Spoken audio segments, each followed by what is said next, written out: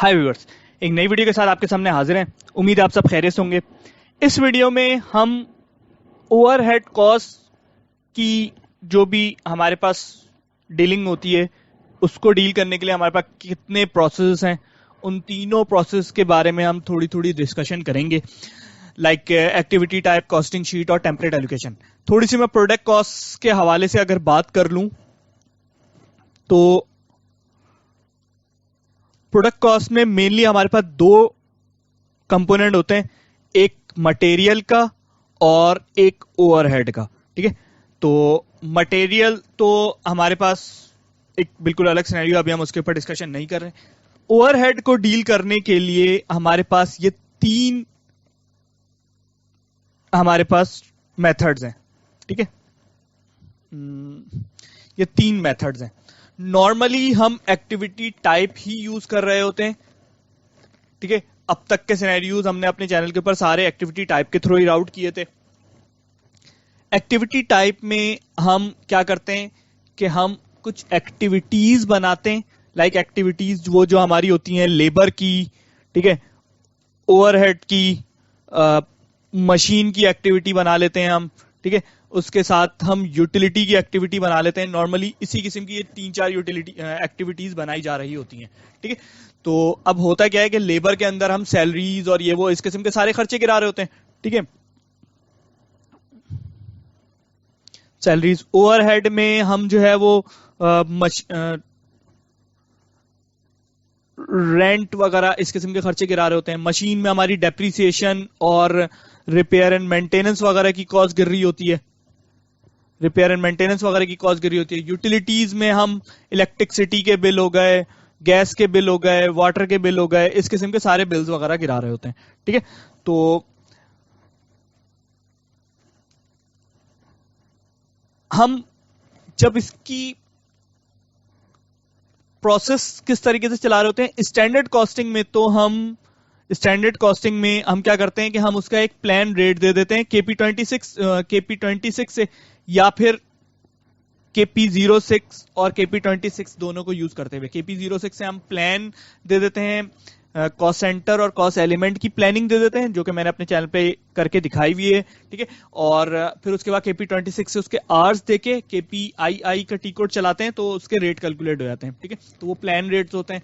Through out the month system plan rate के ऊपर चलता रहता है। देन फिर हम इसकी क्या करते हैं, हम एक्चुअलाइजेशन करते हैं। एक्टिविटी टाइप्स के रेट्स की हम एक्चुअलाइजेशन कर रहे होते हैं। एक्चुअलाइजेशन का एक पूरा एक लंबा चौड़ा प्रोसेस है, मैं उसकी पूरी काफी डिटेल वीडियो बना चुका हूं। यहाँ पे सिर्फ थोड़ी सी समरी कर देंगे हम कि हम क्या करते हैं कि स्प्लिटिंग स्ट्रक्चर बनाते हैं।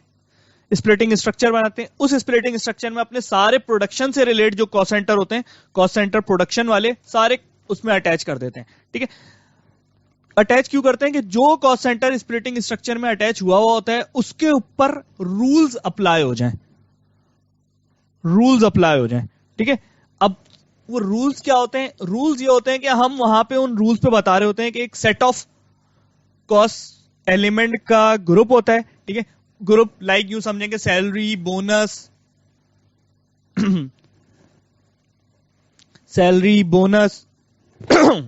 Over time. ठीक है, लाइक यूं समझेंगे सारे ये क्या है, ये एक ग्रुप से भी अटैच कर देते हैं इन जीएल्स को। ठीक है, रेंट हो गया और वट एवर और भी जो खर्चे वर्चे हो सकते हैं हमारे, रिपेयर एंड मेंटेनेंस हो गए बिल्डिंग की, जो प्रोडक्शन साइड वाली बिल्डिंग की। ठीक है, इस किस्म के खर्चे। ठीक, तो हम इन कॉस्ट एलिमेंट्स के ग्रुप बना लेते हैं। ग्रुप बनाने के बाद हम इस रूल में ये बता रहे होते हैं कि ये कॉस्ट एलिमेंट जब भी हिट होंगे तो इनकी कॉस्ट को कहां लेके जाना है, लेबर की एक्टिविटी में लेके जाना है। ये हम रूल्स में बता देते हैं। ठीक है, और इस कॉस्ट सेंटर को हम यहां लगा देते हैं। अब अगर स्प्लिटिंग स्ट्रक्चर पे वो रूल लगा हुआ होता है, मतलब स्प्लिटिंग स्ट्रक्चर पे वो कॉस्ट सेंटर लगा हुआ होता है, ठीक है, तो क्या होता है कि ये रूल ट्रिगर हो जाता है। हर जीएल वाइज अपने रेस्पेक्टिव एक्टिविटीज में चले जाती है कॉस्ट उसकी। ठीक है, और फिर उसकी जो एक्चुअल जो आर्स आए होते हैं कि COR 6N वगैरह से, जो पीपी वाले साइड वाले जो कंफर्म करते हैं, तो उन आर्स की बिना पे उसको डिवाइड करके वो रेट कैलकुलेट कर लेता है। ठीक है, मजीद डिटेल में अगर कैलकुलेशन वैसे समझनी है तो आप मैं वीडियो का लिंक ऊपर डिस्क्रिप्शन में दे दूंगा, आप उस सीरीज को देख लें, वहां पे ज्यादा अच्छी आपकी अंडरस्टैंडिंग हो जाएगी। यहाँ पे मैंने एक थोड़ी सी समरी बयान कर दी कि एक्टिविटी टाइप किस तरीके से वर्किंग कर रहा होता है। ठीक है, अब हम आ जाते हैं कॉस्टिंग शीट की तरफ। ठीक है, तो कॉस्टिंग शीट में क्या होता है कि अच्छा, सबसे पहले हम बात कर लेते हैं कि कॉस्टिंग शीट की जरूरत क्यों आती है। ठीक, अच्छा, कॉस्टिंग शीट से को हम सेकंड लेवल पे कर देंगे, हम कर लेते हैं थर्ड लेवल पे कर लेंगे। हम पहले टेम्पलेट एलोकेशन पे बात कर लें। Template allocation is similar to activity type. ठीक है, तकरीबन चीजें सेम है। इसमें भी स्टैंडर्ड कॉस्ट जो है वो KP26 से दे रहे होते हैं। ठीक है, बेनिफिट क्या है इसको यूज करने का? इसको बेनिफिट है यूज करने का यह है कि यहां पर हमारी लिमिटेशन होती है कि हम 6 एक्टिविटी से ज्यादा नहीं ले सकते। यहां पे हमारी कोई लिमिटेशन नहीं है। ठीक है, हम 10, 15, 20 एक्टिविटीज आराम से ले सकते हैं टेम्पलेट एलोकेशन को यूज करते हुए। ठीक है, मगर हमारी मेनली कोशिश क्या होती है कि हम टेम्पलेट एलोकेशन से किस किस्म की एक्टिविटीज को डील करवाएं। किस किस्म की एक्टिविटीज को डील करवाएं? लाइक देखिए, लेबर हो गई, ओवरहेड हो गया, यूटिलिटीज वगैरह हो गई। ठीक है, ये सारी वो एक्टिविटीज हैं जो हम कहते हैं कि यार हमारे एक पीपी वाले बंदों को पता होती हैं कि पर मटेरियल पे क्या क्या कॉस्ट लग रही है। ठीक है, मगर मैं कहता हूं कि यार रिपेयर एंड मेंटेनेंस वगैरह जैसी कॉस्ट जो है, सही है, रिपेयर एंड मेंटेनेंस वगैरह की जैसी जो कॉस्ट है वो हमारे पीपी वाले बंदों को नहीं पता होती। ठीक है, तो हम क्या कर सकते हैं कि रिपेयर एंड मेंटेनेंस की कॉस्ट को टेम्पलेट एलोकेशन के थ्रू राउट करवा सकते हैं। ठीक है, और इसकी कॉस्ट यानी कि इंजीनियरिंग डिपार्ट बेयर कर रहा होता है, इंजीनियरिंग डिपार्ट में हम गिरा सकते हैं। ठीक है, यानी कि लिमिटेड अगर हमारे पास कॉस्ट सेंटर्स हैं, लाइक मैं कहता हूं QC की एक कॉस्ट है। ठीक है, QC की कॉस्ट मेरी हर मशीन के ऊपर नहीं लग रही होगी। QC के ऊपर मैं जितनी भी कॉस्ट गिरा रहा हूँ वो मेरे QC के कॉस्ट सेंटर के ऊपर जाके हिट हो रही होगी। ठीक है, तो लिमिटेड कॉस्ट सेंटर्स मौजूद हैं वहां पे। मतलब अगर मेरी 3 लाइन है, 4 लाइन है, ठीक है, 3 या 4 लाइन का मतलब ये है कि मेरे पास प्रोडक्शन लाइन में ऐसी है कि मेरे पास लैपटॉप्स भी बनते हैं, मेरे पास नॉर्मल PC भी बनते हैं, और मेरे पास जो है वो LCDs भी बनती हैं। अब इन 3-4 लाइंस की जो भी QC है वो भी मेरी रिस्पेक्टिव इन 3-4 लाइंस की ही बनाई हुई मैंने। QC laptop, QC PC, QC LCDs। ठीक है, तो इस किस्म के सिनेरियोज को डील करने के लिए मेरे पास template allocation is the best. क्यों? क्योंकि मेरे पास यहां पे अगर 4-5 एक्टिविटीज पूरी हो जाती हैं और इस किस्म की मजीद एक्टिविटीज अगर आ रही हैं तो जिनके लिमिटेड कॉस्ट सेंटर्स हैं, तो मैं उसको टेम्पलेट एलोकेशन के थ्रू राउट करवा दूं। उसमें सेम इसी तरह प्लान दे रहे होते हैं, सेम इसी तरह एक्चुअल एक्टिविटीज कंफर्म करी जा रही होती हैं। ठीक है, मैं थोड़ी सी स्क्रीन दिखा देता हूं। CPT2, ठीक है, ये मैं आ जाता हूं। यहाँ पे मैंने एक अपने टेम्पलेट एलोकेशन टेम्पलेट बनाया हुआ है। ठीक है, अच्छा, टेम्पलेट में इन्वायरमेंट बेस करता है। इन्वायरमेंट यानी कि अगर मैं कॉस्ट एलिमेंट कॉस्ट एस्टिमेट के लिए बनाता हूं, यानी कि नॉर्मल आपका स्टैंडर्ड कॉस्टिंग के लिए, तो ये उसका एक इन्वायरमेंट है। ठीक है, और डिटेल आगे की वीडियोस में आ जाएगी, इसमें सिर्फ मैं ओवरव्यू दे रहा हूं। अच्छा, प्रोडक्ट कॉस्ट कलेक्टर का मैंने बनाया हुआ है। ठीक है, तो इसमें देखें मैं क्या करता हूं, मैं एक कॉम्बिनेशन दे रहा होता हूं कि कॉस्ट सेंटर और एक्टिविटी टाइप पर प्लान ये होगा, और इस प्लान के मैं अमाउंट कंफर्मेशन KP26 से कर देता हूं। ठीक है, और एक्चुअल में मैं इसको कह देता हूं यार प्रोडक्ट कॉस्ट कलेक्टर के ऊपर मेरी जितनी भी प्रोडक्शन हो उस प्रोडक्शन के को मल्टीप्लाई बाय 2 कर दो, उसके आवर्स ले लो। यानी कि अगर 5 यूनिट्स हो तो हर यूनिट के ऊपर 2 घंटे लग रहे हैं मेरे। ठीक है, तो इस किस्म यहां पे मैं एक्चुअल में अमाउंट भी दे सकता हूं कि 2 टोटल अमाउंट मैंने 20 दे दिए कि भाई 1000 यूनिट प्रोड्यूस हो या 1 लाख प्रोड्यूस हो, 20 घंटे ही लगेंगे मेरे इस QC को करने के लिए। ठीक है, इस किस्म का सिनेरियो मैं यहां से डील कर सकता हूं। ठीक, तो CPT2 से जो है मैं इसकी प्लान और जो है ना वो एक्चुअल दे रहा होता हूं। कौन से एक्टिविटीज इससे डील हो सकती हैं उसके ऊपर भी मैंने डिस्कशन कर ली। ठीक है, अब हम बात कर लेते हैं कॉस्टिंग शीट के ऊपर। कॉस्टिंग शीट में मैं मेनली वो एक्टिविटीज डील कर रहा होता हूं जिनके मैं आवर्स को मैं इन अमाउंट कंफर्म नहीं कर रहा होता। ठीक है, मैं कह रहा होता हूं कि यार जितनी भी मेरी प्रोडक्शन की टोटल कॉस्ट होगी ना, उसका 20% मेरा एक्स्ट्रा कॉस्ट होगी रिसर्च एंड डेवलपमेंट के लिए। एग्जाम्पल है एक रिसर्च एंड डेवलपमेंट के लिए, ठीक है। तो मैं कह सकता हूं कि यार रिसर्च एंड R&D की कॉस्ट जो है वो बेहतरीन डील करने के लिए जो है वो उसके लिए कॉस्टिंग शीट है।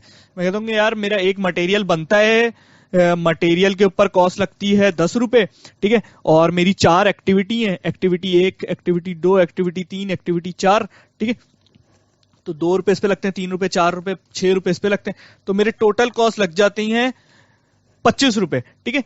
अब मैं कहता हूं कि यार मेरी एक जो cost of production of material this जो है ना वो मेरी 25 रुपए, मगर मेरी एक एक्स्ट्रा इसके ऊपर मेरी रिसर्च एंड डेवलपमेंट की कॉस्ट लगती है मल्टीप्लाई बाय 0.5, 50% या 50 नहीं आप कह लो 25% मेरी रिसर्च एंड डेवलपमेंट की कॉस्ट लगती है, ठीक है, R&D।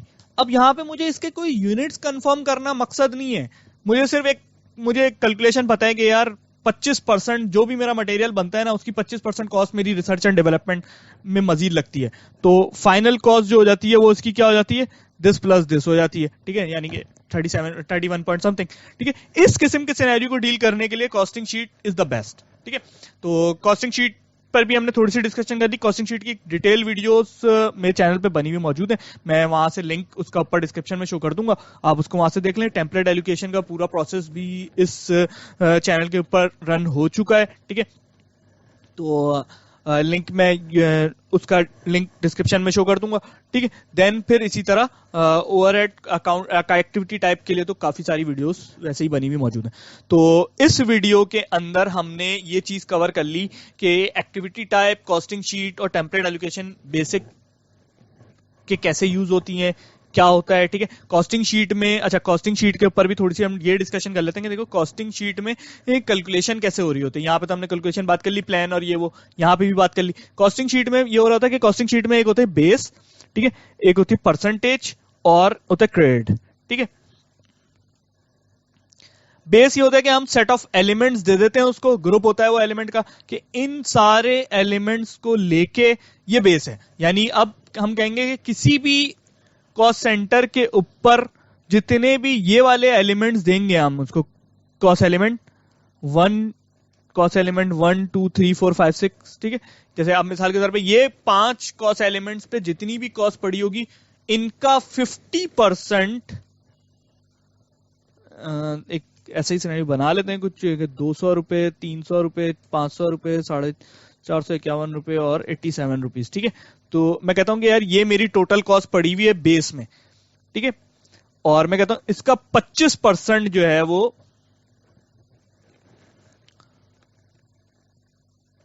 25% कॉस्ट पिक कर लो सबसे पहले तो क्या होगा इस जगह के ऊपर, क्या होगा, दिस मल्टीप्लाई बाय दिस, 384 रुपए पिक हो जाएंगे। और अगर मैं अपनी इसी एग्जाम्पल लूं रिसर्च एंड डेवलपमेंट की, तो इसको वो क्या करेगा इन ओवरऑल इन टोटल, जैसे यहां पे भी मैंने यही बात बता दी थी, ठीक है, मगर इन टोटल अगर किसी कॉस्ट सेंटर के ऊपर कॉस्ट गिरा रहा हूं तो वो कहेगा कि यार अब मैं उसको एक 94 समथिंग कुछ का जो है ना वो एक GL दे दूंगा और एक कॉस्ट सेंटर दे दूंगा, एक कॉस्ट एलिमेंट दे दूंगा, कॉस्ट एलिमेंट दे दूंगा मैं 9 मिसाल के तौर पे, और कॉस्ट सेंटर दे दूंगा मैं R&D का, ठीक है। तो मैं कहूंगा कि ये जो टोटल कॉस्ट यहां से कैलकुलेट हुई है ना ये इस कॉस्ट सेंटर और इस कॉस्ट एलिमेंट के रेफरेंस से यहां पे गिरा दो, ठीक है। तो ये इस तरीके की कुछ कैलकुलेशन हो रही होती है कॉस्टिंग शीट के अंदर। उम्मीद है आपको इन तीनों प्रोसेस की बेसिक अंडरस्टैंडिंग हो गई होगी। Thanks for watching.